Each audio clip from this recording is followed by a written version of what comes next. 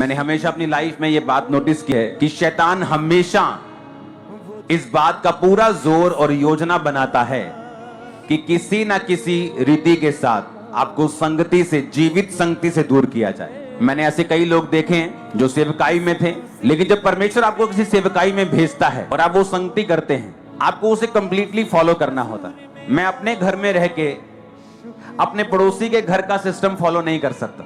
मेरे पड़ोसी के घर में सुबह 7 बजे नाश्ता बन जाता है, लेकिन उसका लंच लेट बनता है। लेकिन मेरे घर में मान लो नाश्ता अगर 9 बजे बन जाता है तो लंच 1 बजे बन जाता है, तो उसका लंच लेट है, मेरा नाश्ता लेट है। कितने मेरी बात को समझ रहे हैं?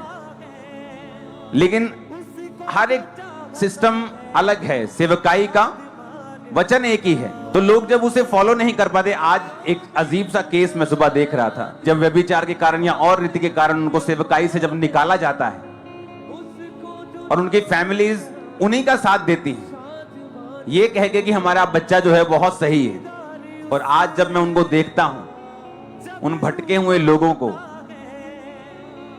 और उनको, उनके माता पिता को भी मालूम है कि संगति से निकलने की वजह से उनका बच्चा टोटल शैतान की तरफ जा रहा है, संसार की तरफ जा रहा है। पूरी रीति के साथ संसारिक नहीं हुआ, क्योंकि अभी वो गर्मी से निकला है। धीरे धीरे जब कोयला निकाला जाता है अंगीठी से, तो वो कोयला गर्म ही होता है, लेकिन संगति ना होने की वजह से वो धीरे धीरे ठंडा होता है और एक दिन पूरा ठंडा हो जाता है। लेकिन अब वो फैमिलीज करें क्या? अब चर्च में आने से शर्म आती है, फिर क्योंकि 100 बातें बोल के गए थे, अब अंदर से मालूम हो चुका है कि नहीं वही जगह सही है, लेकिन अब आने में बेइज्जती महसूस होती है, क्योंकि मैं अंदर, और उस मैं की वजह से वो अपने बच्चों को खत्म कर लेंगे फ्यूचर में, क्योंकि उनके बच्चे टोटल नरक की ओर जा रहे हैं।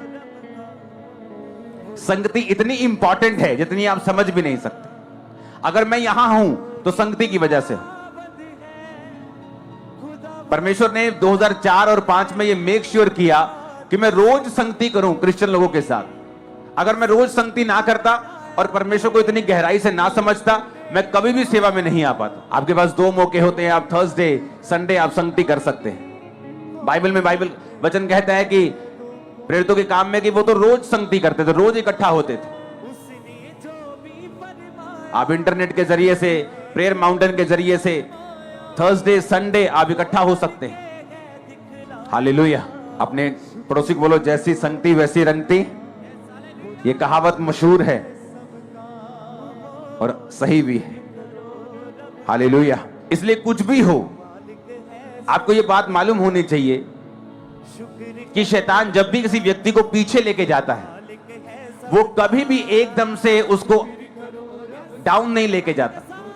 वो धीरे धीरे स्टेप्स लेता है। उसे पता है कि इसकी आशीष की वजह ये संगति है। संगति में तो है तो गर्म है। लोग परफेक्ट संगति ढूंढते हैं कि हमें परफेक्ट चर्च चाहिए, परफेक्ट चर्च चाहिए जहां परफेक्ट, सब कुछ परफेक्ट हो।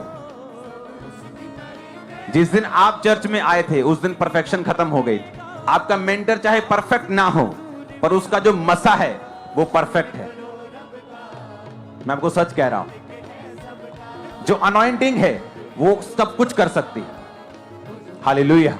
अब आपको ये समझ होनी चाहिए कि शैतान हर वो चीज, हर वो यंत्र, हर वो योजना बनाएगा कि सबसे पहले आपको जीवित संगति से दूर किया जाए, क्योंकि उसके बाद आपके माइंड को, आपकी लाइफ को एक्सपोज करना, उसमें एंटर करना, उसमें दखल देना उसके लिए आसान है, क्योंकि संगति में वो काम नहीं कर पाता।